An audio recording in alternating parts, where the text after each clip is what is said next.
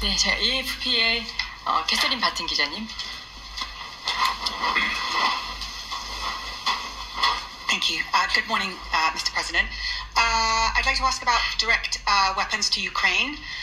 Withholding military aid for Ukraine while North Korean soldiers mass on its borders is drawing criticism as ungrateful, considering international support for South Korea during its own war. What's your response to that?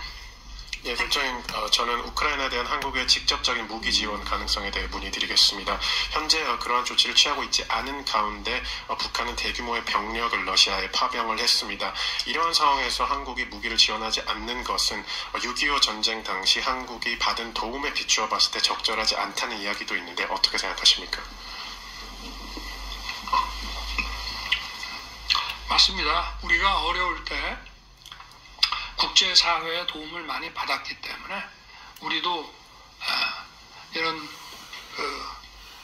외국의 이런 불법적인 침략으로 어려움을 받은 나라를 도와주는 것은 뭐 당연한 일이라고 생각합니다.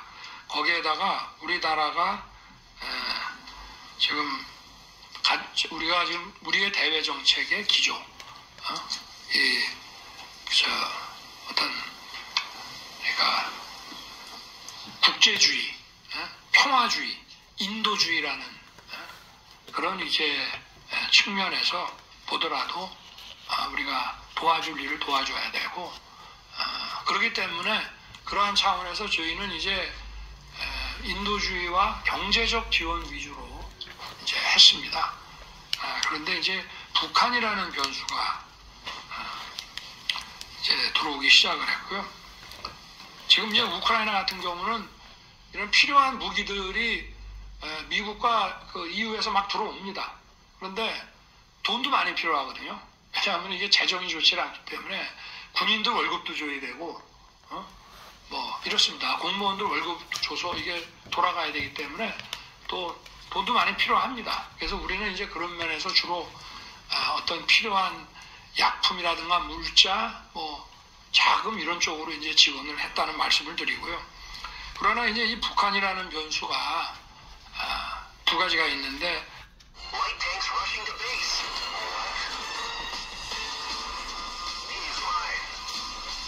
당당하게 이렇게 북한이라는 걸 내세우면서 하는 것이 아니고 위장해서 들어가는 이제 용병이기 때문에 이런 식으로 하게 될 때 러시아로부터의 어떤 민감한 우리 안보를 아주 치명적으로 위협할 수 있는 민감한 이런 군사 기술의 이전이 있을 수 있다는 점 하나 하고, 그리고 북한은 우리와 달리 실전 경험이 별로 없습니다. 뭐 이런저런 전쟁에 용병으로 좀 보냈다는 얘기들은 있습니다만, 용병 대규모 군대가 가야 기본적으로 어떤 작전 체계라든가 이런 면에서 실전 경험이라고 할 수 있는데, 우리는 어쨌든 10년간의 월남전에 파병을 했기 때문에 그야말로 총알이 날아다니는 현장에서 실전을 겪었습니다. 그래서 우리 군은 그게 굉장한 강점이고요.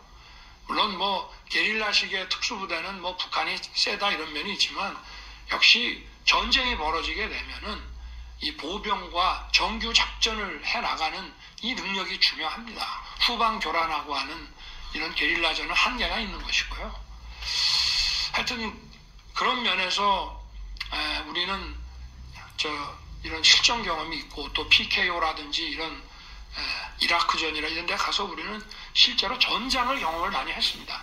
근데 북한은 한 번도 못 했는데, 이게 이제 최초의 이 경험이 되고, 이 특수부대라는 게 어찌됐든 훈련을 많이 받은 사람들이기 때문에 아마 처음에 이제 교전을 하면은 현장 적응을 못해서 좀 많은 피해가 생길 수 있지만, 시간이 지나면서 지금 현대전에 대한 경험을 쌓게 되면 이것이 우리 안보에 이제 치명적인 그런 문제가 될 수 있기 때문에, 저희가 이거는 종전과 같은 식의 인도주의, 평화주의 관점에 지원해서 이제는 좀 북한군의 관여 정도에 따라서 단계별로 우리가 지원 방식을 좀 바꿔나간다. 그래서 무기 지원이라는 것도 배제하지 않는다라고 하는 것이고요. 앞으로 그건 좀 상황을 더 봐야 될 것 같습니다. 만약에 무기 지원을 하면 저희는 어찌됐든 방어 무기부터 우선적으로 고려하고 있습니다. 네. 네, 다음 질문 받도록